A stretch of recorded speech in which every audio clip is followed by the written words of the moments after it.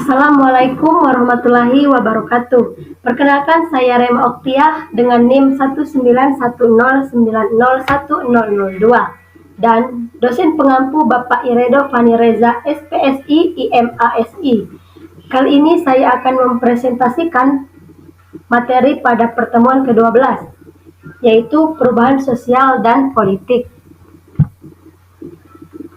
Perubahan sosial adalah perubahan yang terjadi karena adanya ketidaksesuaian di antara unsur-unsur sosial yang berbeda di dalam kehidupan masyarakat, sehingga menghasilkan pola kehidupan yang baru, berbeda dengan pola kehidupan yang sebelumnya. Perubahan sosial mencakup perubahan dalam nilai-nilai, norma-norma sosial, susunan lembaga kemasyarakatan, kelompok sosial, interaksi sosial, pola-pola perilaku, kekuasaan, dan wewenang. Sedangkan menurut Farley dalam Skomta pada tahun 2004 bahwa perubahan sosial merupakan perubahan kepada pola perilaku, hubungan sosial, lembaga dan struktur sosial pada waktu tertentu.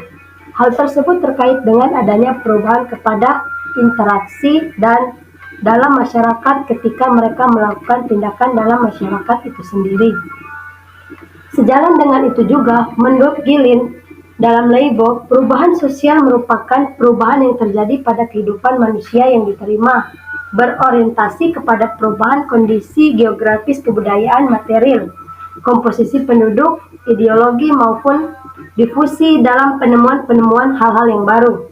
Selain itu, Adam Smith menyatakan bahwa perubahan akan terjadi berkaitan dengan perekonomian masyarakat yang mengalami pergantian. Selanjutnya itu ialah kategori perubahan sosial. Perubahan tidak terjadi pada satu sisi melainkan banyak faktor atau sektor yang menyebabkan terjadinya perubahan sosial dalam kehidupan masyarakat.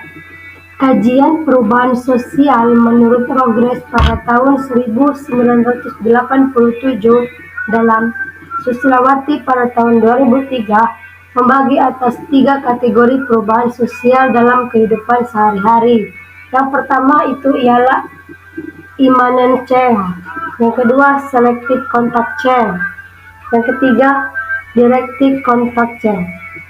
Adapun dimensi perubahan sosial. Mengenai dimensi perubahan sosial yang terjadi dalam kehidupan masyarakat terbagi atas 3 macam. Yang pertama, dimensi perubahan sosial pada struktur, dimensi perubahan sosial pada budaya, dan dimensi perubahan sosial pada interaksional. Faktor penghambat perubahan sosial menurut Firjani Sukanto itu ada 6. Yang pertama itu kurangnya hubungan atau interaksi dengan masyarakat lain, perkembangan ilmu pengetahuan yang lambat, perubahan sosial ditopang oleh penemuan-penemuan ilmiah yang sesuai dengan kaidah ilmu pengetahuan. Apabila ilmu pengetahuan lambat, maka inovasi penemuan yang memicu perubahan pun akan lambat. Yang ketiga, sikap masyarakat yang tradisional dan menolak perubahan, prasangka buruk terhadap budaya baru. Yang kelima, hambatan ideologis, dan yang terakhir itu adanya adat atau kebiasaan yang sudah tertanam kuat sehingga itu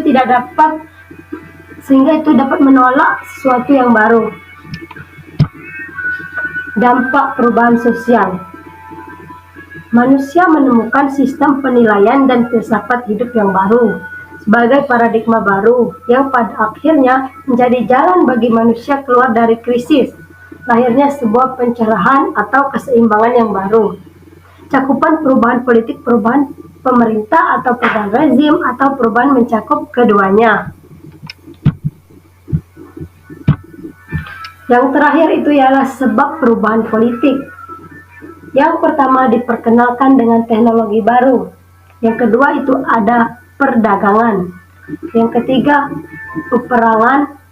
Yang keempat, kudeta istana. Yang kelima, perubahan dinasti. Yang keenam, munculnya pemimpin politik yang karismatik. Yang terakhir, pasang surutnya kelompok-kelompok sosial tertentu, termasuk yang memiliki kepentingan sosial yang berbeda. Mungkin itu saja penjelasan dari saya pada materi pertemuan ke-12. Lebih dan kurangnya saya mohon maaf, kepada Allah saya mohon ampun. Billahi taufik wal hidayah. Wassalamualaikum warahmatullahi wabarakatuh.